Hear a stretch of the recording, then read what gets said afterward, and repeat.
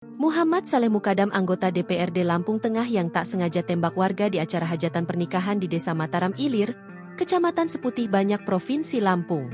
Kejadian terjadi pada Sabtu, 6 Juli 2024, itu menewaskan Salam, 35 tahun, warga yang juga paman dari Muhammad Saleh Mukadam sendiri. Melansir dari YouTube Kompas TV, Minggu, 7 Juli 2024, Saleh lewat kuasa hukumnya Dedi Wijaya mengatakan perbuatan yang dilakukan murni tidak sengaja.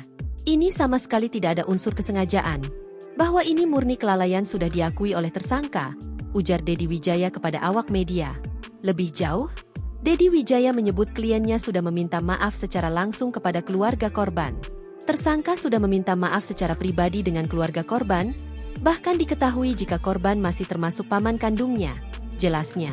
Dedi Wijaya menyebut kliennya siap berupaya untuk bertanggung jawab kepada pihak keluarga, dalam hal ini anak dan istri korban yang ditinggalkan. Tersangka sendiri akan berupaya untuk terkait ganti rugi dan pertanggungjawaban terhadap istri dan anak itu sendiri, tambahnya. Mengenai alasan kliennya membawa senjata saat acara pernikahan, Dedi menyebut jika hal tersebut merupakan acara adat dan sering dilakukan di Lampung. Memang sering di Lampung itu ada letusan, tentunya ini jadi pembelajaran ke depannya, tuturnya. Download Tribun X sekarang, menghadirkan lokal menjadi Indonesia.